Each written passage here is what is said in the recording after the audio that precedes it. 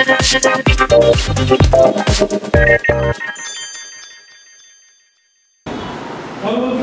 আমরা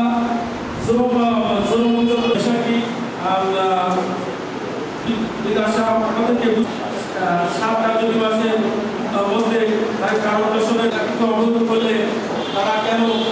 এখনকার গত 28 এপ্রিল বিজ্ঞ আদালতের 2রা মে ট্রান্সপোর্ট মালিক সমিতির নির্বাচন আমি দেশের নাগরিক দেশের আইনের বাইরে শ্রদ্ধা জানিয়ে আমি এই নির্বাচনে থেকে সরে দাঁড়াতে আমি এই কথা ব্যক্ত করছি। ধন্যবাদ। এখনো পর্যন্ত আমার নির্বাচন কমিশনার মেসেজ আছে তারা তারা বলতে চাই সাবেক যে সভাপতি সেক্রেটারি ছিল তারা বলেন যে ওই সভাপতি সেক্রেটারি যেটা করবে আমরা সেটা করবো তার মধ্যে আমি এই নির্বাচন থেকে সরে দাঁড়াবো।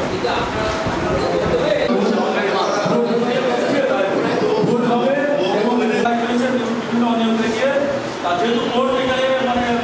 আমি যেহেতু একজন নাগরিক তাকে শ্রদ্ধা জানিয়ে আমি নির্বাচন করছি সম্মানিত নির্বাচন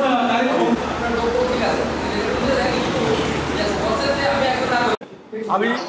মানে বেনাপোল ট্রান্সপোর্ট মালিক সমিতির একজন সভাপতি পদপ্রার্থী নির্বাচনে অংশগ্রহণ করছিলাম, কিন্তু বর্তমান যে নির্বাচন কমিশন আছে আমি সেই কমিশনের আন্ডারে নির্বাচন যদি করি তারা মানে আমি মনে করছি যে তারা ন্যায় এবং সঠিক নিরপেক্ষ নির্বাচনটা করার জন্য ব্যর্থ। তারা সাবেক কার্যকরী পরিষদের যে কমিটি ছিল তাদের কথাই আমার সমস্ত মানে ম্যানেজ করছে এবং আমি ইতিমধ্যে আমার একজন সম্মানিত সদস্য মানে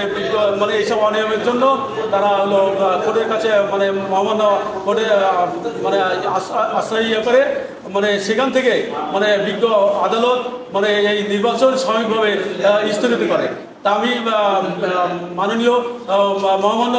কোর্টের আদেশ মান্য করে আমি একজন সচেতন নাগরিক হিসেবে মানে এই ভোটে অংশগ্রহণ করতে চাচ্ছি না, যেহেতু কোর্টকে আমি সম্মান করি, কোর্টের আইনকে আমি সম্মান করি, তার জন্য আমি নির্বাচনকে